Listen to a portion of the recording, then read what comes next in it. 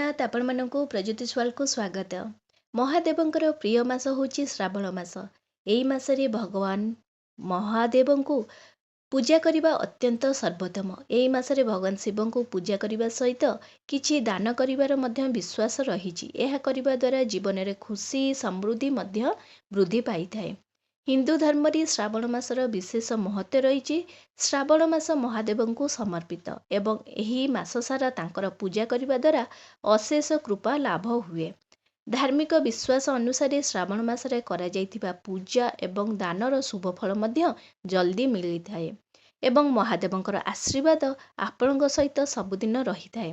ଶାସ୍ତ୍ର ଅନୁସାରେ ଶ୍ରାବଣ ମାସରେ କିଛି ଜିନିଷ ଦାନ କରିବା ଦ୍ୱାରା ପୁଣ୍ୟ ଲାଭ ହୋଇଥାଏ। ଚାଲନ୍ତୁ ଜାଣିବା ଏବେ ସେ ଦାନ ସବୁ କ'ଣ କରିବା ଦ୍ୱାରା ଆମକୁ କ'ଣ ଫଳ ପ୍ରାପ୍ତ ହୋଇଥାଏ। ପ୍ରଥମ ହେଉଛି ଲୁଣ। ଶ୍ରାବଣ ମାସରେ ଲୁଣ ଦାନ କରିବାର ବିଶେଷ ମହତ୍ତ୍ୱ ରହିଛି। ବିଶ୍ୱାସ ରହିଛି ଯେ ଲୁଣ ଦାନ କରିବା ଦ୍ୱାରା ଜୀବନରେ ସୁଖ ଏବଂ ସମୃଦ୍ଧି ଆସିଥାଏ ଏବଂ ପରିବାରରେ ମଧ୍ୟ ସମୃଦ୍ଧି ଆସିଥାଏ। ଦ୍ୱିତୀୟ ହେଉଛି ରୁଦ୍ରାକ୍ଷ। ଭଗବାନ ଶିବ ରୁଦ୍ରାକ୍ଷକୁ ବହୁତ ଭଲ ପାଆନ୍ତି।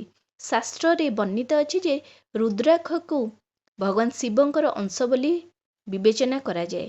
ବିଶ୍ୱାସ କରାଯାଏ ଯେ ଶ୍ରାବଣ ମାସରେ ରୁଦ୍ରାକ୍ଷ ଦାନ କରିବା ଦ୍ୱାରା ଅକାଳ ମୃତ୍ୟୁର ଭୟ ଦୂର ହୁଏ ଏବଂ ଆର୍ଥିକ ଲାଭ ମଧ୍ୟ ମିଳିଥାଏ। ଶାସ୍ତ୍ର ଅନୁସାରେ ମହାଦେବଙ୍କ ଲୁହରୁ ରୁଦ୍ରାକ୍ଷର ଉତ୍ପତ୍ତି ହୋଇଥାଏ। ଏହିପରି କାରଣରୁ ଶ୍ରାବଣ ମାସରେ ରୁଦ୍ରାକ୍ଷ ଦାନ କରିବା ଦ୍ୱାରା ମହାଦେବଙ୍କର ବିଶେଷ ଆଶୀର୍ବାଦ ମଧ୍ୟ ମିଳିଥାଏ। ତୃତୀୟ ହେଉଛି କଳା ରାଶି। ଧାର୍ମିକ ବିଶ୍ୱାସ ଅନୁସାରେ କଳା ରାଶି ଭଗବାନ ଶିବ ଏବଂ ଭଗବାନ ଶନିଦେବଙ୍କୁ ବହୁତ ପ୍ରିୟ। ତେଣୁକରି ଶ୍ରାବଣ ମାସରେ କଳା ରାଶି ଦାନ କରିବା ଦ୍ୱାରା ଗ୍ରହ ଦୋଷ ଦୂର ହୋଇଥାଏ। ଚତୁର୍ଥ ଚାଉଳ। ପୂଜାରେ ଚାଉଳର ଏକ ବିଶେଷ ମହତ୍ତ୍ୱ ରହିଛି। ଶାସ୍ତ୍ର ଅନୁସାରେ ଶ୍ରାବଣ ମାସରେ ଶିବଲିଙ୍ଗରେ ଚାଉଳ ଅର୍ପଣ କଲେ ଏବଂ ଅସହାୟ ଲୋକଙ୍କୁ ଚାଉଳ ବା ଅନ୍ନ ଦାନ କରିବା ଦ୍ୱାରା ପ୍ରଗତିରେ ଆସୁଥିବା ବାଧା ସବୁ ଦୂର ହୋଇଥାଏ। କିନ୍ତୁ ଭୁଲ କରିବି ଶିବଲିଙ୍ଗରେ ଆପଣ ଯେତେବେଳେ ପୂଜା କରୁଛନ୍ତି ସେତେବେଳେ ଅଭଙ୍ଗା ଚାଉଳ ଆପଣ ଅର୍ପଣ କରିବେ। ଭୁଲ କରିବି ଭଙ୍ଗା ଚାଉଳ ଅର୍ପଣ କରିବେ ନାହିଁ।